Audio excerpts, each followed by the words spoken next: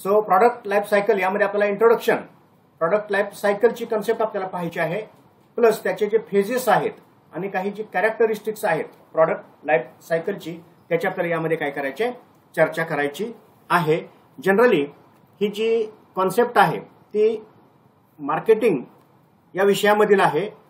So पहिल्यांदा आपण काय करूया, ही प्रॉडक्ट लाईफ सायकल किंवा त्याला वस्तू जीवनचक्र असं मराठीमध्ये म्हणतात, ही संकल्पना आपण काय करूया पहिल्यांदा क्लिअर करूया. काय आहे ही संकल्पना?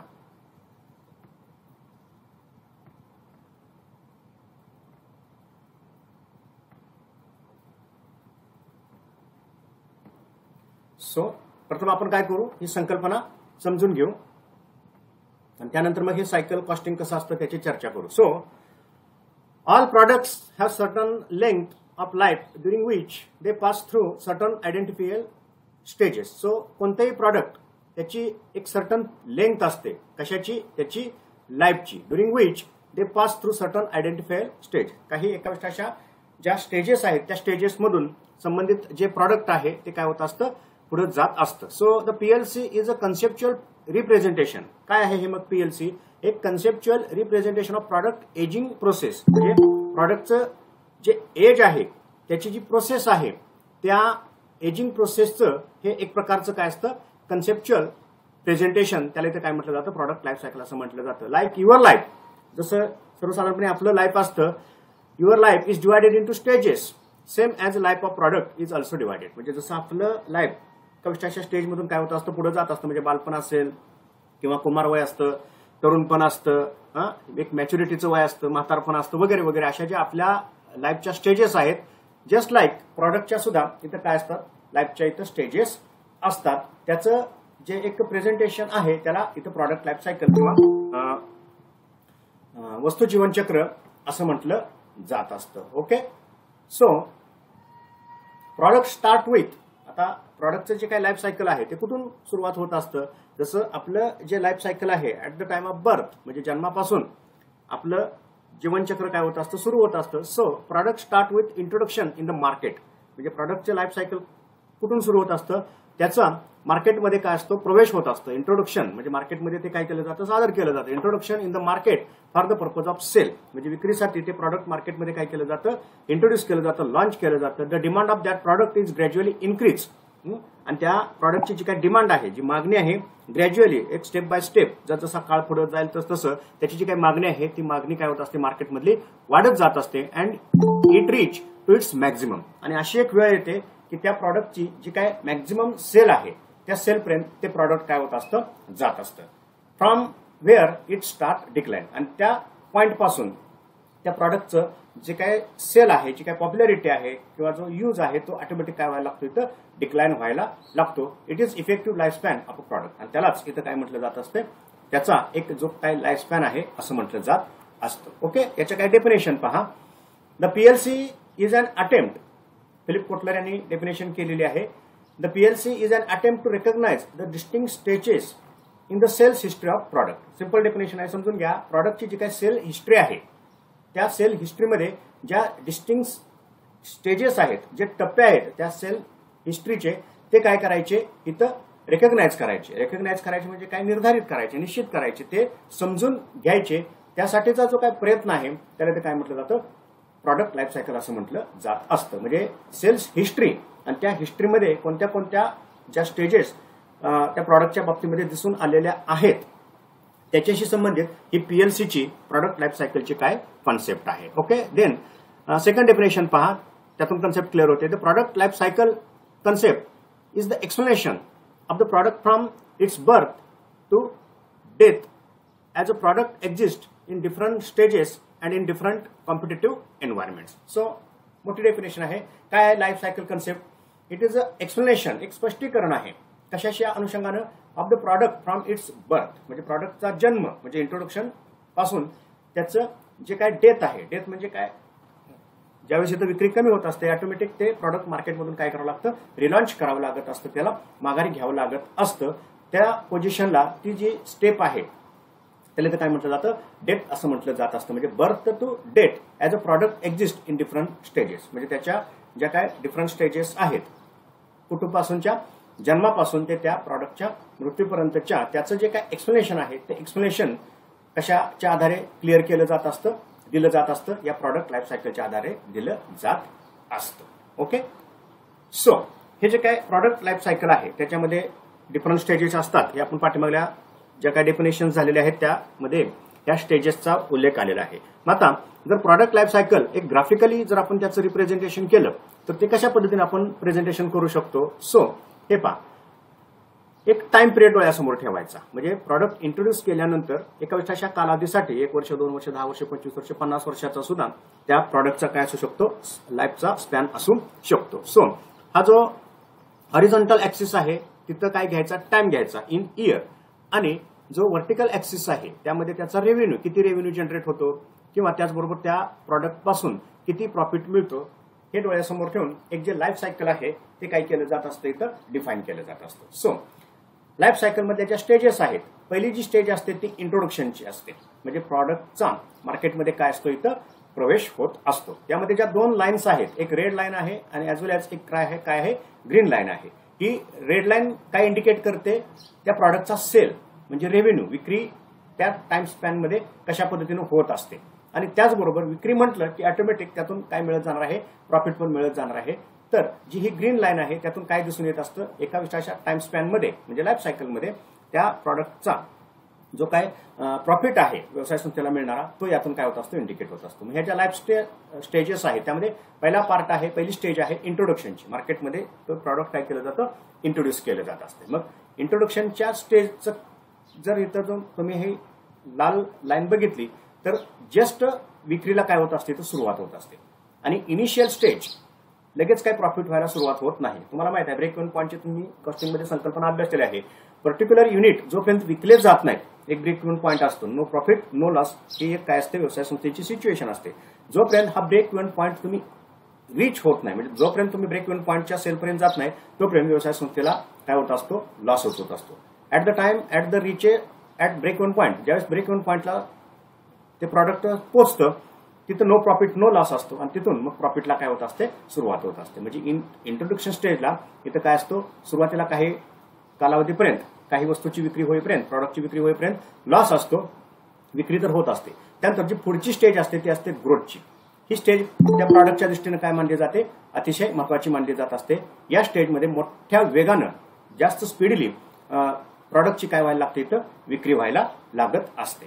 त्यानंतर ते प्रॉडक्ट काय होतं, एक मॅच्युअर होतं. मॅच्युअर म्हणजे काय, ते प्रॉडक्ट एक प्रकारे मार्केटमध्ये परिपक्व होतं. त्याला सॅच्युरेशन स्टेज असं म्हटलं जात असते. म्हणजे या स्टेजमध्ये काय होत असतं, जे विक्री आहे ते कॉन्स्टंट राहत असते. इन्क्रीजिंग जे स्पीड आहे म्हणजे विक्रीचं वाढण्याचं जे काय प्रमाण आहे ते काय असतं, कमी राहत असतं.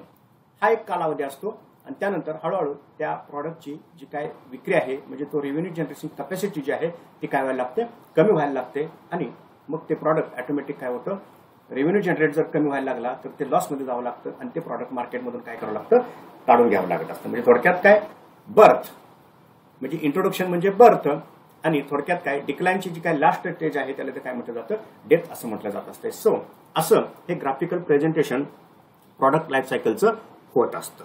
ओके. सो प्रथम आपण ह्या स्टेजेस समजून घेऊया. ऍट द इंट्रोडक्शन स्टेज हे काय आहे, स्टेज यामध्ये काय सिच्युएशन असते ते आपल्याला यामध्ये समजून घ्यायचं आहे. पहा, it is the first stage. म्हणजे introduction is the first stage of product life cycle. Simple. It is a first stage where in, यामध्ये काय होतं पहा, where in the product is launch. Product काय केलं जातं, लॉन्च केलं जातं इन द मार्केट. मार्केटमध्ये ते प्रॉडक्ट इंट्रोड्यूस केलं जातं with full scale production and marketing programme. यामध्ये प्रॉडक्ट लॉन्च करत असताना मोठ्या प्रमाणावर फुल स्केल प्रोडक्शन, जेवढी कॅपॅसिटी आहे त्या व्यवसाय संस्थेची प्रॉडक्ट प्रोड्यूस करण्याची, त्या पूर्ण कॅपॅसिटीचा वापर करून काय केलं जातं, हे प्रोडक्शन केलं जातं. आणि जे मार्केटिंग प्रोग्राम्स आहेत त्याला तर काय म्हणतो आपण इथं, प्रमोशन. ते प्रॉडक्ट जे एंड युजर आहे, कस्टमर जो आहे त्याला माहीत झालं पाहिजे. त्यामुळे एक प्रमोशन कॅम्पेन जे आहे, मार्केटिंग कॅम्पेन, यामध्ये काय करावं लागतं, राबवावं लागत असतं. ओके. ते फर्स्ट स्टेजमध्ये. Then the product is new one. आता हे प्रॉडक्ट काय मार्केटमध्ये नवीन असतं. Okay. It means a product that opens up a entirely new market. म्हणजे संबंधित प्रॉडक्टला एक प्रकारे संपूर्ण जे मार्केट आहे ते काय असतं, ओपन असतं. Replaces and existing product. कधी कधी ते प्रॉडक्ट जे ऑलरेडी एक्झिस्टिंग प्रॉडक्ट आहे म्हणजे संबंधित त्या व्यवसाय संस्थेचं असेल किंवा कॉम्पिटिटरचं असेल ते काय करतं इथं रिप्लेस करतं. म्हणजे आपल्याला याचा अनुभव मार्केटमध्ये येत असतो की एखादं नवीन प्रॉडक्ट आलं की जुन्या प्रॉडक्टला काय होत असतं, एक प्रकारे आपण त्या प्रॉडक्टची मागणी करत नाही, ऑटोमॅटिक ते रिप्लेस करावं लागत असतं. म्हणजे जसं अँड्रॉइड मोबाईल आले तसं फीचर मोबाईल काय झालं, रिप्लेस मार्केटमधून इथं झाले. त्याला ते काय म्हटलं जातं, replace of existing product or significantly broadens the market for existing product. किंवा कधी कधी जे मार्केट आहे त्या प्रॉडक्टचं ऑटोमॅटिक काय व्हायला लागतं, व्यापक व्हायला लागत असतं. म्हणजे नवीन प्रॉडक्ट येतं, पूर्ण नवीन मार्केट असतं, जुनं जे प्रॉडक्ट आहे ते रिप्लेस करावं लागत असतं. कधी कधी ते रिप्लेस न करता सुद्धा त्या प्रॉडक्टचं जे काही मार्केट आहे ते काय करता येऊ शकतं, इथं ब्रॉडन म्हणजे व्यापक करता येऊ शकतं. In this stage sales grow at a very lower rate. आता हा सगळ्यात महत्त्वाचा मुद्दा आहे यामध्ये की या स्टेजमध्ये विक्री जी आहे प्रॉडक्टची ती अतिशय कमी वेगानं होत असते, लोअर रेट. का? Because it is not an effective demand. का? तर ॲट इंट्रोडक्टरी स्टेज नवीनच असल्यामुळं जी मागणी आहे ती कस्टमरकडून लगेच यायला सुरुवात इथं होत नाही. त्यामुळं या स्टेजमध्ये मोठ्या प्रमाणावर मार्केटिंग कॅम्पेन जे आहेत ना ते काय करावं लागतात, तिथं राबवावी लागत असतात. ओके, सो याची काय कॅरेक्टरिस्टिक्स पहा. लो अँड स्लो सेल हे आपण बघितलं की कमी वेगानं याची काय होत असते, इथं विक्री होत असते. कारण इंट्रोडक्टरी स्टेजला असतं, पॉप्युलॅरिटी मिळत नाही, त्याचे जे फीचर्स आहेत कस्टमर यूज करायला लागतो, त्यातून त्याला त्या प्रॉडक्टची जी काही युजेस आहेत फीचर्स आहेत ते लक्षात येतात आणि मग तो त्याचं जे अनुभव आहे तो स्प्रेड करायला लागतो आणि बाकीचे मग प्रॉडक्ट ते घ्यायला सुरुवात करतात. त्यामुळे सुरुवातीला मात्र लो आणि स्लो सेल असतो. Then high product price at the time of initial stage. Product price काय असते, हाय असते. का असते, तर मोठ्या प्रमाणावर प्रमोशनल एक्सपेन्सेस करावा लागतो, ऍडव्हर्टायझिंग एक्सपेन्सेस असतो, एजंट नेमावे लागत असतात, मार्केटमध्ये एंट्री करावी लागत असते, ट्रॅव्हलिंग एक्सपेन्सेस असतो. ड्यू टू धिस काय होत असतं, प्रॉडक्टची जी काही प्राइस आहे ती जास्त वाटू शकते, असू शकते. हेवी प्रमोशनल एक्सपेन्सेस मी सांगितलं तुम्हाला, जे प्रमोशनल एक्सपेन्सेस आहेत ते मोठ्या प्रमाणावर या स्टेजला करावे लागतात. Lack of knowledge. या प्रॉडक्टच्या बाबतीमध्ये मार्केटिंग नेमकं कसं करायचं किंवा हे प्रॉडक्ट मार्केटमध्ये आल्यानंतर जो एंड युजर आहे त्याला सुद्धा त्या प्रॉडक्टचं इथं नॉलेज नसतं.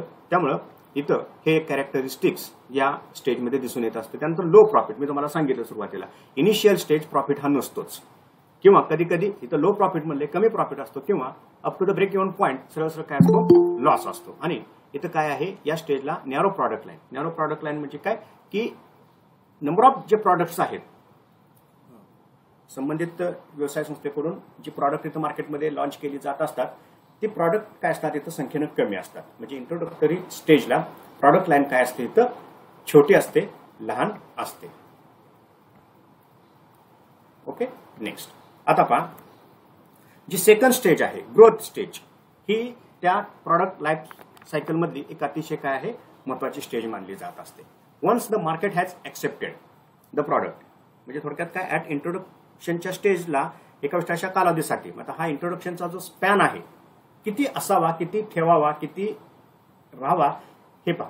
हा इंट्रोडक्शनचा स्पॅन आहे 3, 4, 5 वर्ष, किती वर्षापर्यंत हा स्पॅन तुम्ही लांबवाल तोपर्यंत तुम्ही ग्रोथमध्ये इथं पोहोचू शकत नाही. त्यामुळे जास्त जर मार्केटिंग तुम्ही म्हणतात ना एक डॅशिंग किंवा डायनॅमिक मार्केटिंग किंवा प्रमोशनलच्या ज्या काय पॉलिसीज आहेत स्ट्रॅटेजीज जर राबवल्या तर ही इंट्रोडक्शनची स्टेज ही कमी पिरियडची असू शकते. कमी पिरियडची ही इंट्रोडक्शनची स्टेज असली पाहिजे, नाहीतर वर्षानुवर्ष फक्त इंट्रोडक्शनच्या स्टेजमध्येच आहात असं इथं चालत नाही.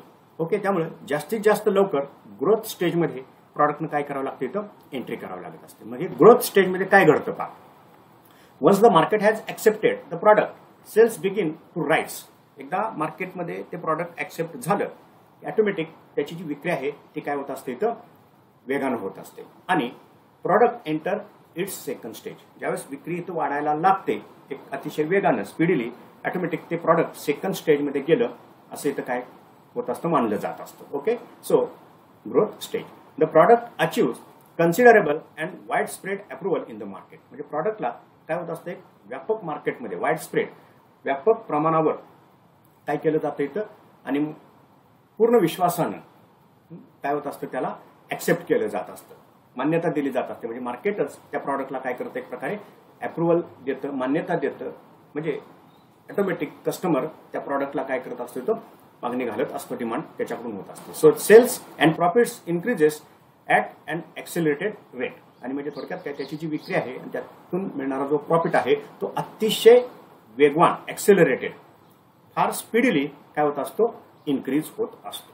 म्हणजे ज्या स्टेजमध्ये विक्री वाढत असते, प्रॉफिट पण वाढत असतो,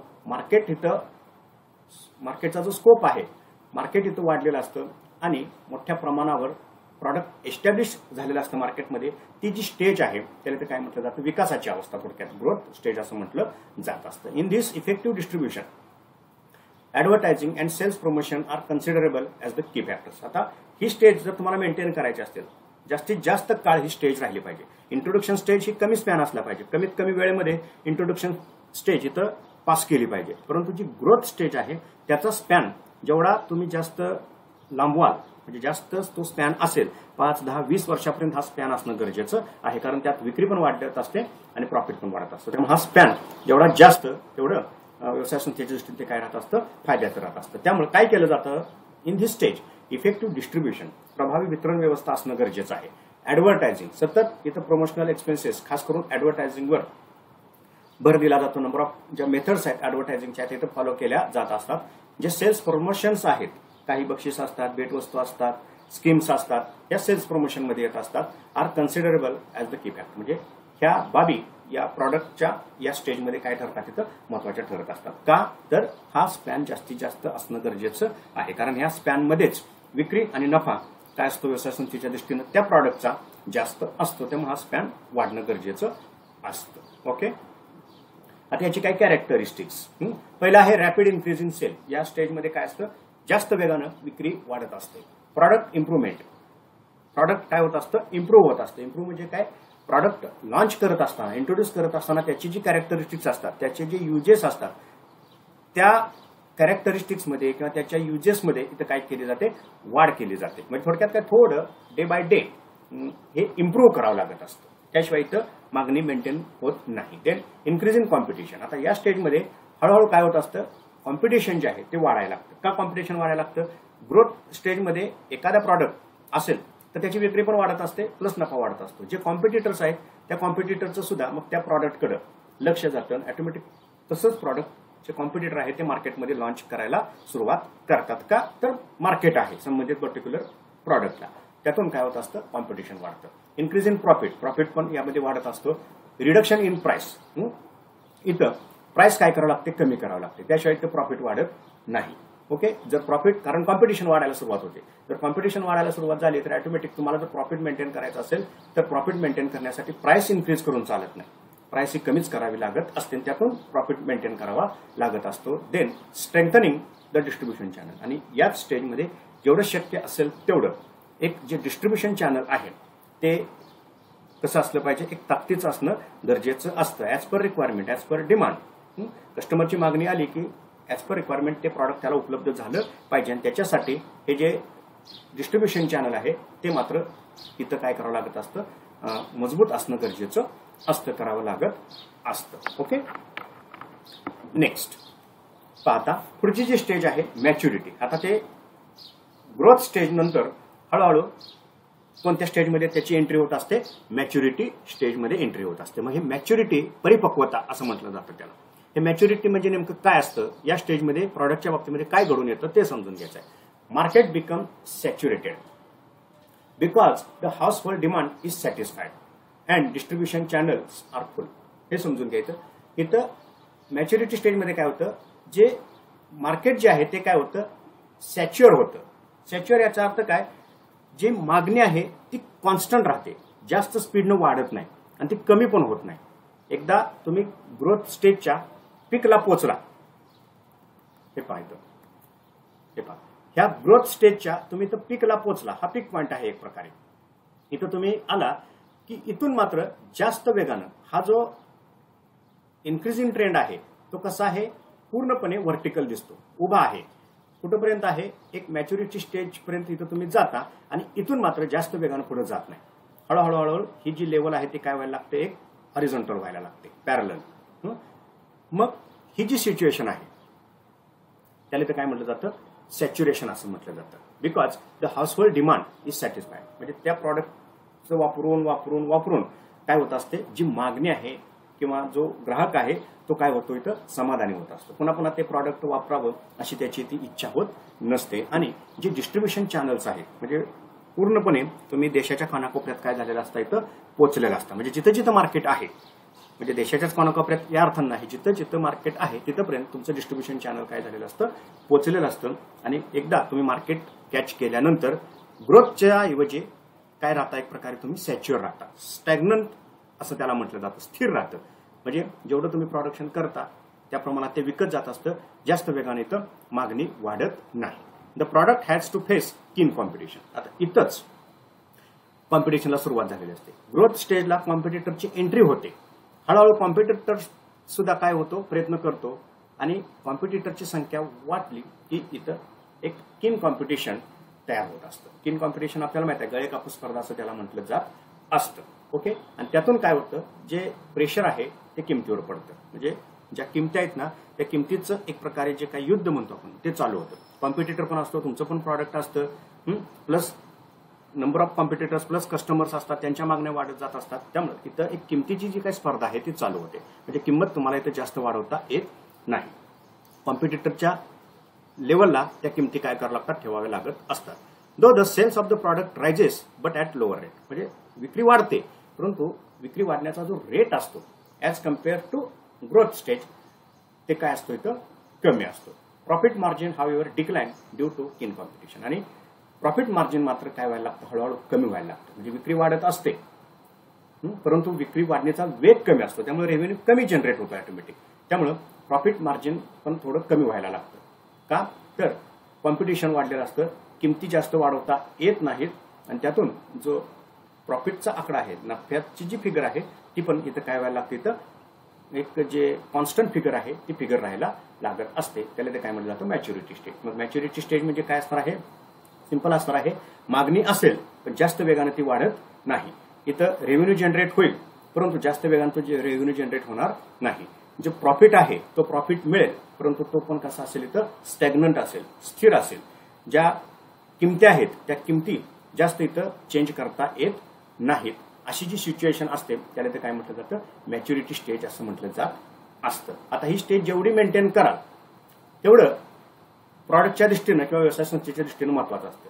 कारण ह्या स्टेज नंतर ऑटोमॅटिक प्रॉडक्ट कोणत्या स्टेजकडे वळत असतं, डिक्लाइन स्टेजकडे वळत असतं. ओके. सो पहा याची काही कॅरेक्टरिस्टिक्स पहा. Sales increases at decreasing rate. विक्री वाढते परंतु विक्री वाढीचा दर कमी असतो. Then normal promotional expenses. इथं जे प्रमोशनल एक्सपेन्सेस आहेत ते कमी करावे लागतात, कारण यशच मिळत नाही. त्यामुळं जे प्रमोशनल एक्सपेन्सेस असतात ते सर्वसाधारण असतात. जसं एक डायनॅमिक असतात किंवा ग्रोथ स्टेजला जे या पद्धतीनं आक्रमक मार्केटिंग असतं ते इथं करता येत नाही. Uniform and lower price. तर इथं किमती स्थिर ठेवाव्या लागतात किंवा हळूहळू त्या कमी पण कराव्या लागतात, कारण कॉम्पिटिटरची एंट्री झालेली असते. तुम्हाला जर मार्केट मेंटेन करायचं असेल तर मग किमतीला तुम्हाला इथं लक्ष द्यावं लागत असतं. Product modification. इथं प्रॉडक्टमध्ये थोडा बदल अपेक्षित असतो, मॉडिफाय करणं गरजेचं असतं, कारण कॉम्पिटिटर्स आलेले असतात. जे कस्टमर्स आहेत ते कॉम्पिटिटर्सकडे वळलेले असतात. त्याला जर तुम्हाला मेंटेन करायचं असेल तर तुमच्या प्रॉडक्टमध्ये मग थोडेफार बदल अपेक्षित असतात. या स्टेजमध्ये ते करणं गरजेचं असतं. त्यानंतर डीलरचा सपोर्ट यामध्ये फार महत्वाचा असतो, कारण सॅच्युरेशन लेवलला गेलेलं असेल तर इतर कॉम्पिटिटर सुद्धा डीलर कॅच करतात. त्यामुळे तुम्हाला डीलर इथं फार महत्वाची भूमिका बजावत असतो. देन या स्टेजमध्ये प्रॉफिट मार्जिन कमी होत असतं. ही काय आहे, मॅच्युरिटी स्टेज आहे. ओके. आता आफ्टर मॅच्युरिटी स्टेज म्हणजे मॅच्युरिटी स्टेज कंप्लीट झाल्यानंतर आता हे किती वर्ष पण चालू शकते, 2, 5, 10 वर्षापर्यंत जेवढी तुम्ही चालवाल, व्यवसाय संस्थेच्या क्षमतेनुसार हे सगळं राहत असतं. एकदा ती स्टेज संपली की हळूहळू ते प्रॉडक्ट डिक्लाइन स्टेजकडे काय होत असतं, टर्न होत असतं. आता हे घट काय आहे, ही स्टेज कशी ओळखायची. दिस इज द फायनल स्टेज. ही अंतिम स्टेज आहे. थोडक्यात काय, आता डेथ स्टेजकडे इथं जात असतं ते product. Sooner or later, actual sales begin to fall under the impact of new product, competition, and changing consumer behavior. आता जी मॅच्युरिटी स्टेज आहे त्यामध्ये बघितलं की विक्री वाढत असते पण विक्रीचा दर काय असतो, कमी होत असतो. हळूहळू अशी एक परिस्थिती येते, सेल्स बिगिन टू फॉल. विक्री त्या प्रॉडक्टची काय व्हायला लागते, कमी व्हायला लागते. का, इथं 2 सिच्युएशन असतात. Impact of new product competition. Competitors आलेले असतात, नवीन प्रॉडक्ट इथं लॉन्च व्हायला लागतात.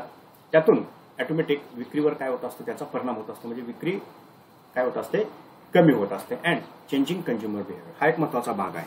जे कंझ्युमर बिहेवियर आहे, कंझ्युमर ऍक्सेप्टन्स जो आहे, त्याच्या ज्या आपण म्हणतो ना टेस्ट जे आहेत, एक्सपेक्टेशन जे आहेत, त्या काय लागतात इथं बदलायला लागतात. म्हणजे एखादं प्रॉडक्ट तो 2, 5, 10 वर्षापर्यंत वापरेल, नवीन प्रॉडक्ट आलं की त्या प्रॉडक्ट पासून तो काय होत असतो, दूर जात असतो. आपली ही काय असते, एक प्रकारची सायकोलॉजी असते. तसंच इथं कंझ्युमरचं बिहेवियर बदलायला लागलं की तुम्ही कितीही प्रयत्न केले तरी ते प्रॉडक्ट कंझ्युमर पुन्हा ऍक्सेप्ट करत नाही. का? इतर कॉम्पिटिटरनी त्याच्यापेक्षा चांगली प्रॉडक्ट मार्केटमध्ये आणलेली असतात. So the sales and profits fall down. त्याचा परिणाम काय होतो, शार्पली, अतिशय वेगानं विक्री आणि नफा काय व्हायला लागतो, कमी व्हावा लागतो. And the promotional expenditure has to be cut down drastically. आणि मग जर विक्री नफा कमी होत असेल, किती प्रयत्न केला तरी मग प्रमोशनल एक्सपेन्सेस जे आहेत, म्हणजे प्रॉडक्टला पॉप्युलर करण्यासाठीचे जे एक्सपेन्सेस आहेत ते मग इथं कमी करावे लागतात. कारण कस्टमर ते ऍक्सेप्ट करायलाच तयार नसतो. ही जी स्टेज आहे त्याला काय म्हटलं जातं, डिक्लाइन स्टेज असं म्हटलं जात असतं. ही लास्ट स्टेज असते. याची काय वैशिष्ट्य पहा, रॅपिड डिक्रीज इन सेल्स, अतिशय वेगाने विक्री कमी होणार आहे. फर्दर डिक्रीज इन प्राइसेस, जी मॅच्युरिटी स्टेजला प्राइसेस तुम्ही कमी करत असता, कॉन्स्टंट करत असता, इथं डिक्लाइन स्टेजला जास्त वेगानं प्राइसेस कमी करावे लागतात. का? तर ते प्रॉडक्ट ऍक्सेप्टच होत नाही. जर ऍक्सेप्ट होत नसेल तर मग तुम्हाला प्राइस हा कॉम्पोनंट डोळ्यासमोर ठेवूनच ते कस्टमरनं ऍक्सेप्ट करावे यासाठी प्रयत्न करावे लागतात. त्यातून ज्या किमती आहेत जास्त प्रमाणात कमी कराव्या लागतात. नो प्रमोशनल एक्सपेन्सेस, इथं प्रमोशन करून चालत नाही कारण ते ऍक्सेप्टच होत नाही.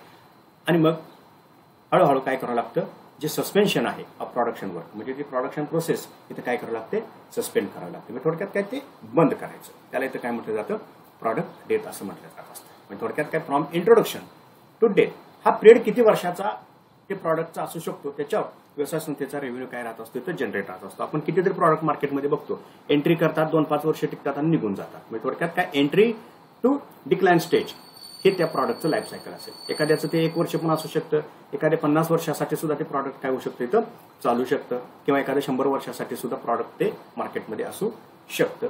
त्या सगळ्या ज्या बाबी आहेत त्याला इथं काय म्हटलं जातं, प्रॉडक्ट लाईफ सायकल असं म्हटलं जात असतं. ओके, आता याची काही फीचर्स किंवा कॅरेक्टरिस्टिक्स आपण समजून घेऊ. आतापर्यंत आपण चर्चा केली त्याच्या आधारे काही वैशिष्ट्ये आपल्याला सांगता येतात. काय, every product has the life cycle as every human being has. म्हणजे प्रत्येक प्रॉडक्टला लाईफ सायकल हे असतं.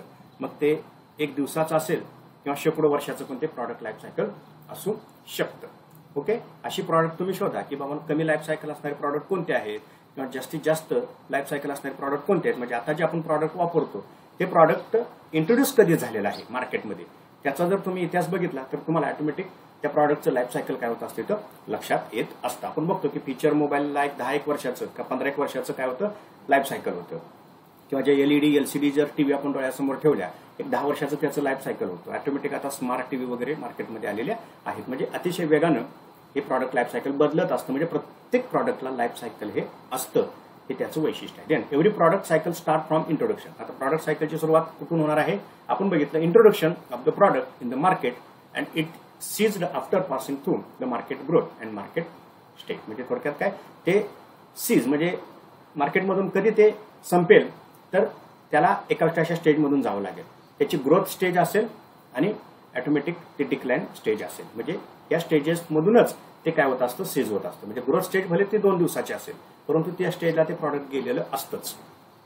It denotes that the product passes from different stages at different speed in course of completing the whole cycle. म्हणजे आता हे जे hole cycle आहे त्याचे जे स्पीड आहे प्रत्येक टप्प्यामधलं ते काय असतं, इथं वेगवेगळं असतं. म्हणजे मी तुम्हाला सांगितलं इंट्रोडक्शनचं स्पीड किती आहे त्याच्यावर ग्रोथ अवलंबून असतो. जेवढ्या स्पीडनं इंट्रोडक्शन स्टेज असेल तेवढ्या स्पीडनं तुम्ही ग्रोथ स्टेजमध्ये एंट्री करत असता. त्यामुळं हे प्रत्येक स्टेजला काय राहत असतं, वेगवेगळं इथं स्पीड राहत असतं. Okay, then the profit of business firm grow rapidly in the stage of growth and start declining due to competitive conditions at the stage of maturity. हे आपण बघितलं की प्रॉफिट कोणत्या स्टेजला जास्त असतो तर ग्रोथ स्टेजला प्रॉफिट हा काय असतो, पीक पॉईंटला असतो, जास्त असतो. आणि तो कधी कमी व्हायला सुरुवात होतो, प्रॉफिट ज्यावेळेस इथं कमी व्हायला सुरुवात होत असतो त्यावेळेस समजून घ्यायचं असतं की ते प्रॉडक्ट मॅच्युरिटी स्टेजमध्ये आहे असतं. No 2 products have identical life cycle. आता प्रत्येक प्रॉडक्टचं वेगवेगळं काय असणार आहे, लाईफ सायकल असणार आहे. सेम लाईफ सायकल इथं असणार नाही. कोणतेही प्रॉडक्ट असू द्या, मोबाईल जरी घेतलं तर नंबर ऑफ मॉडेल्स असतात, प्रत्येक मॉडेलचं लाईफ सायकल हे काय असेल, वेगवेगळं असेल. सेम लाईफ सायकल कोणत्याही प्रॉडक्टचं असत नाही. The duration of each stage is different for different product. प्रत्येक प्रॉडक्टचं जे काय प्रत्येक स्टेज जे आहे ती काय असते, वेगवेगळे असते. It depends upon factors. कोणते कोणते फॅक्टर्स त्याच्यावर परिणाम करत असतात, तर प्रॉडक्टचं नेचर वेगवेगळं असू शकतं, टेक्नॉलॉजिकल ॲडव्हान्समेंट आहे, कॉम्पिटिशन प्रेशर्स आहे, याच्यावर या प्रत्येक प्रॉडक्टचं जे काय लाईफ सायकल आहे, त्याच्या ज्या वेगवेगळ्या स्टेजेस आहेत, त्याचा जो पिरियड आहे तो काय असू शकतो, वेगवेगळा असतो. जनरली काय आहे की हे जे टेक्नॉलॉजिकल ॲडव्हान्समेंट आहेत आणि हे जे काय कॉम्पिटिशन आहे ना, त्याचा परिणाम प्रॉडक्ट लाईफ सायकलवर होत असतो. कारण टेक्नॉलॉजी बदलते, ऑटोमॅटिक त्यातून नवीन मॉडिफिकेशन्स प्रॉडक्टमध्ये येत असतात. एखादं प्रॉडक्ट लगेच काय होऊ शकतं, इथं मॅच्युरिटीमधून ग्रोथ स्टेजमधून डायरेक्ट ते डिक्लाइन स्टेजकडे पण काय होऊ शकतं, इथं जाऊ शकतं. ओके, कॉम्पिटिटर्स येत असतात, त्यांच्या प्रमोशनल स्कीम असतात, त्यातून त्या स्टेजेस ज्या आहेत ना त्या काय असतात, इथं त्याचं ड्युरेशन वेगवेगळं असू शकतं. It is not necessary that all products go through all stages.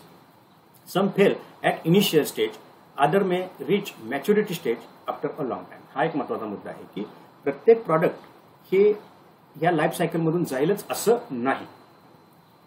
काही प्रॉडक्टच्या बाबतीमध्ये अशी पण सिच्युएशन निर्माण होत असते.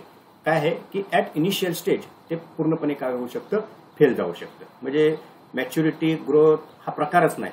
इंट्रोडक्शन आणि डेथ अशा पद्धतीच्या 2 स्टेजमध्येच ते प्रॉडक्ट काय असू शकेल, पास होईल. Other may reach maturity stage after a long time. म्हणजे आता हे प्रॉडक्ट तुम्ही शोधा, आपण याचं ऑब्झर्वेशन केलं पाहिजे की इनिशियल स्टेजला येऊन लगेच प्रॉडक्ट काय झालं, ग्रोथ पण झाली नाही, मॅच्युरिटी पण झाली नाही, ऑटोमॅटिक ते डिक्लाइन झाल्याचं पण मार्केटमध्ये दिसून येत असतं. Then it provide a useful framework for developing effective marketing strategies in different stage of the product life cycle. म्हणजे या प्रॉडक्ट लाईफ सायकलमध्ये सगळ्यात महत्त्वाचा भाग आहे की ज्या मार्केटिंग स्ट्रॅटेजीज आहेत त्या नेमक्या कोणत्या असाव्यात, कशा असाव्यात हे ठरवणं या प्रॉडक्ट लाईफ सायकलमुळं जो मार्केटर आहे म्हणजे प्रोड्युसर आहे त्याला काय होत असते, तर शक्य होत असतं. ओके, आता प्रॉडक्ट लाईफ सायकलवर कोणते घटक परिणाम करतात थोडक्यात सांगतो. टेक्नॉलॉजिकल चेंज, जास्त वेगानं जर टेक्नॉलॉजी बदलत असेल तर प्रॉडक्ट लाईफ सायकल हे कमी असतं, हे लक्षात ठेवायचं. Then rate of market acceptance, market acceptance जास्त वेगानं जर मार्केटमध्ये प्रॉडक्ट ऍक्सेप्ट होत असेल तरी सुद्धा लाईफ सायकल लहान असतं. का, इतर प्रॉडक्ट सुद्धा मग ते मार्केटमध्ये काय केलं जातं, ऍक्सेप्ट केलं जातं. जास्त वेगानं मार्केट ऍक्सेप्ट करत असेल तर दुसरी प्रॉडक्ट सुद्धा त्याच वेगानं ऍक्सेप्ट होतील, तुमचं प्रॉडक्ट ऑटोमॅटिक काय व्हायला लागेल, रिजेक्ट व्हायला लागेल. त्यामुळे मार्केट ऍक्सेप्टन्सचा रेट जर जास्त असेल तर प्रॉडक्ट लाईफ सायकल कमी असतं. कॉम्पिटिटर्स एंट्री, जर नंबर ऑफ कॉम्पिटिटर्स मार्केटमध्ये एंट्री करत असतील तर प्रॉडक्ट लाईफ सायकल हे काय असतं, फ्लक्च्युएट असतं. इकॉनॉमिक अँड मॅनेजरियल फोर्सेस, जे इकॉनॉमिकल सिच्युएशन आहे किंवा मॅनेजरियल फोर्सेस आहेत, म्हणजे आर्थिक स्थिती चांगली असेल तरी सुद्धा ज्या कस्टमर्स आहेत ना त्याच्या मागण्या वेगवेगळ्या राहतात, त्याचे ऍक्सेप्टन्सेस असतात, त्याच्या रिक्वायरमेंट बदलत जातात, प्रॉडक्ट लाईफ सायकल कमी होत असतं. जे मॅनेजरियल फोर्सेस आहेत म्हणजे व्यवसाय संस्थेमधले जे व्यवस्थापन आहे ते व्यवस्थापन जर मार्केटमध्ये सतत जर मेंटेन व्हायचं असेल तर एक प्रॉडक्ट जास्त कालावधीसाठी तर ठेवत नाही, सतत त्यामध्ये मॉडिफिकेशन्स बदल केले जात असतात. त्यामुळे प्रॉडक्ट लाईफ सायकल काय राहत असतं, लहान राहत असतं. रिस्क बिअरिंग कॅपॅसिटी, व्यवसाय संस्थेची रिस्क बिअर करण्याची कॅपॅसिटी किती आहे, जर जास्त असेल तर प्रॉडक्ट लाईफ सायकल वाढवू शकतात ती व्यवसाय संस्था. आणि गव्हर्नमेंट पॉलिसी या काही बाबी लाईफ सायकलवर काय करत असतात, तिथं परिणाम करत असतात. आता हे लाईफ सायकल एक्सटेंड कसं करायचं, जास्तीत जास्त स्पॅन त्या प्रॉडक्ट लाईफ सायकलचा राहील यासाठी काय केलं पाहिजे, प्रॉडक्ट मॉडिफाय केले पाहिजेत. म्हणजे त्यामध्ये जे चेंजेस आहेत according to market expectation, according to customers expectation, जो कॉम्पिटिटर आहे त्याची तुलना करता सतत प्रॉडक्टला मॉडिफाय केलं पाहिजे. Then entry in the new market, नवनवीन मार्केटमध्ये प्रवेश केला पाहिजे. एका वर्षाच्याच मार्केटमध्ये जिओग्राफिकल एरियामध्ये प्रॉडक्ट विकून लाईफ सायकल इथं वाढू शकत नाही. नवनवीन मार्केटमध्ये जेवढं जाईल ऑटोमॅटिक जे लाईफ सायकलचा जो स्पॅन आहे तो वाढता येऊ शकतो. प्रमोटिंग फ्रिक्वेंट यूज, जे प्रॉडक्टचे यूज आहेत त्यामध्ये कोणते कोणते यूज करता येऊ शकतात. एक प्रॉडक्ट एकाच कारणासाठी वापरलं जाईलच असं नाही. आज मोबाईल म्हटलं तर नंबर ऑफ युजेस त्याचे कस्टमरपर्यंत पोहोचवले पाहिजेत. ऑटोमॅटिक त्या प्रॉडक्टची काय होत असते, मागणी वाढत असते, लाईफ स्पॅन वाढत असतो. म्हणजे प्रत्येक प्रॉडक्टचे कोणकोणते युजेस आहेत, नंबर ऑफ युजेस असू शकतात, त्या विषयीची जी माहिती आहे at the time of promotion advertisement त्यातून हे युजेस काय केले पाहिजे, तिथं कस्टमरपर्यंत पोहोचवले पाहिजेत. Developing different usage. ओके, त्यानंतर फाइंडिंग न्यू युजेस, त्या प्रॉडक्टचे नवीन अजून काय वापर करता येऊ शकतो, जे ऑलरेडी ट्रेडिशनल यूज आहे, आता मोबाईल आहे कॉलिंगसाठी वापरता येऊ शकतो वगैरे वगैरे या अर्थानं. तर याच्या व्यतिरिक्त अजून त्याचा वापर करता येईल का? आता अलीकडच्या काळात आपण म्हणतो की ऑनलाईन एज्युकेशन आहे, तर ऑनलाईन एज्युकेशनला तो वापरता येऊ शकतो. तर असे जे युजेस आहेत, नंबर ऑफ युजेस नवनवीन, ते जर शोधता आले आणि ते कस्टमरपर्यंत जर पोहोचवता आले तर त्याचा लाईफ स्पॅन जो आहे तो प्रॉडक्टचा वाढू शकतो. Use of modern advertising and self promotion techniques, आणि जे सेल्फ प्रमोशनचे मॉडर्न ॲडव्हर्टायझिंगचे जे टेक्निक आहेत ते जर वापरले, इनोव्हेटिव्ह प्रेझेंटेशन जर त्या प्रॉडक्टचं केलं तर कस्टमर त्याच्याकडे अट्रॅक्ट होत असतो आणि नवनवीन कस्टमर मग मिळायला लागतात आणि जो लाईफ स्पॅन आहे तो लाईफ स्पॅन त्या प्रॉडक्टचा काय होऊ शकतो, इथं वाढू शकतो. ओके, तर अशा पद्धतीनं ही काय आहे प्रॉडक्ट लाईफ सायकलची कॉन्सेप्ट आहे. आता नेक्स्ट लेक्चरमध्ये हे प्रॉडक्ट लाईफ सायकलचं कॉस्टिंग नेमकं काय असतं त्याची आपण काय करूया, नेक्स्ट लेक्चरला चर्चा करूया. ओके, ठीक आहे. आपण इथं आता काय करूया, थांबूया. कोणाला काय शंका असतील तर विचारा. आज मराठीत बोललो, सगळे मराठी कॅन्डिडेट दिसले म्हणून.